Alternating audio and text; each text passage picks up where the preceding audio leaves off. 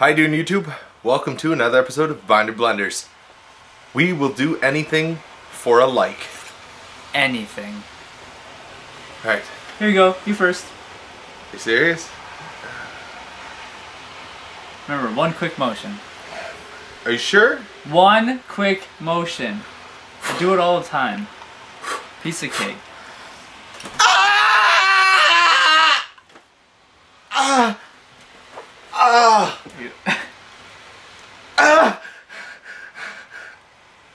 Your turn. I'll pass. What? All the way from Tokyo, Japan to Toronto, here's another episode of Binder Blunder. In today's episode, we're going to be talking about the format and what sort of changed. What are we starting to see? Why are people completely and utterly unable to understand how hurt Rabbit was by this no priority thing? So, we can all understand that Rabbit won. We can all understand that Rabbit got first and second place. But in prior events, 15 decks, let's say, Rabbit were topping every 32. That's about 50%, people. Okay, and then we go down to now 9. With almost an equal amount of dragons and an almost an equal amount of insectors. So about 30%. So, has it really been as broken as it has been? No. Do you really think people jumped off the bandwagon? No. Well, we feel that this jump wasn't represented properly. The priority ruling came out, what, 4 days, 5 days before the event started? People probably didn't either take it seriously, didn't know, or weren't really worried about it because they had 4 days to prepare. So instead of main decking 3 Veilers like everyone should have been doing, they probably weren't. They were still playing based off of the old way to play. Now, of course, we can't actually review anything because we still yet to have a top 30 deck list actual write-up, but we can still make assumptions, and most of the time, they're right. Because we can also play true to this as well. Without priority, Insectors got better. With Effect Veiler being so popular, Insectors shouldn't have done so well, but yet more top than ever. So, was Veiler that predominant in the event? Probably not. Because again, why didn't heroes dominate like crazy? Effect Veiler doesn't stop them. Right? So everyone should have been boom boom hero hero. But apparently either they didn't play enough heroes or not everyone was main decking enough Veilers as they should have been. Because again, Fiendish Chain, Effect Veiler, a lot of these cards are pretty detrimental to most decks. Now, one of the other things is we live in an aggressive sort of area. North America is very, very aggressive, where Japan is very conservative. A lot of this conservativeness comes by playing these hieroglyphs. Oh wait, no, hieroglyphs are not conservative at all. So of course, hieroglyphs are going to be the big, huge, predominant deck because it plays with our playstyle. So, will Rabbits still be really, really good against the hieroglyphs? I don't think hieroglyphs are going to make as big a splash as everyone thinks, actually. I really don't. Good. Explain your side. You want me to hear my side? So, what happened was, a few weeks ago, maybe a month ago, some kid and some other guy topped with Chaos Dragons. They made a budget deck that worked really, really well, that's able to top consistently. It relies on way less combos. It's big beater, punch punch. Okay?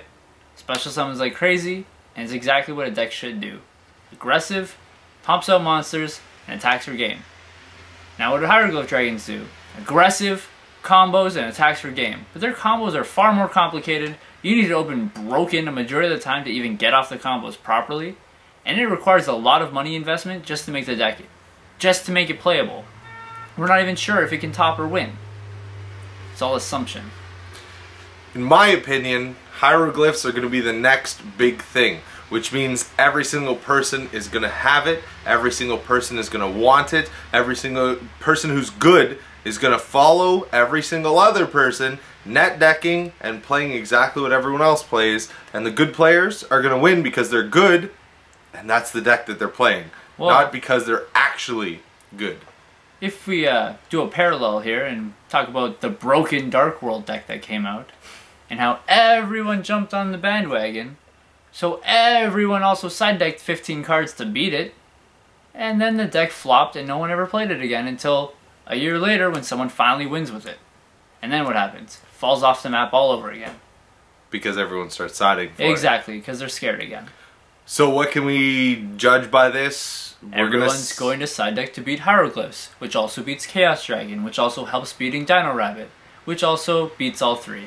So of course Electric Virus going up in price, Mask of Restricts possible going up in price. So get on bandwagons ahead of time, and that's how you're going to make money.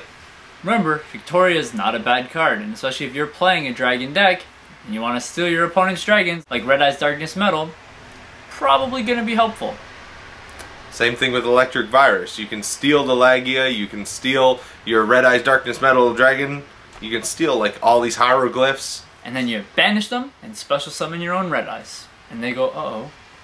Big trouble, big trouble. Yeah, and then they veil your 2800 attack monster and you just go, die.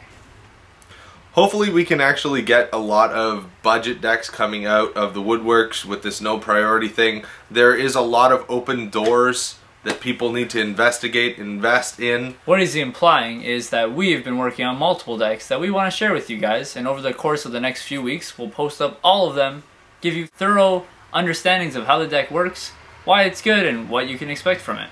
We'll try and keep it as low at budget as possible, but let's face it, you can't technically win with 50 bucks in a structure deck.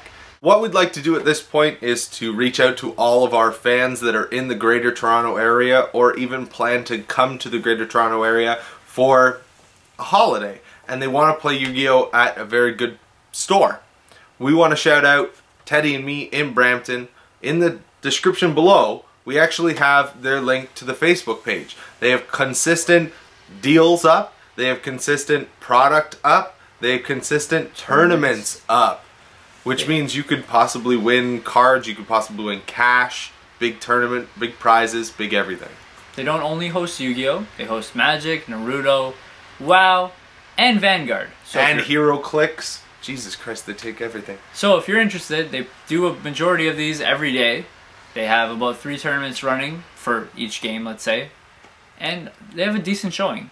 So why don't you make your way over there? Everyone wants to play Vanguard anyways, so you might as well go try it out.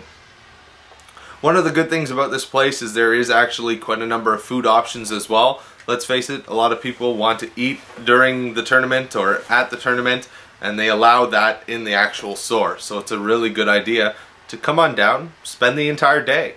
So join the group, tell them we sent you.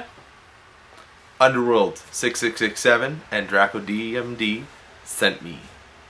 Or you can just write that guy on the YouTube sent me. The YouTubins and the stuff. Yeah.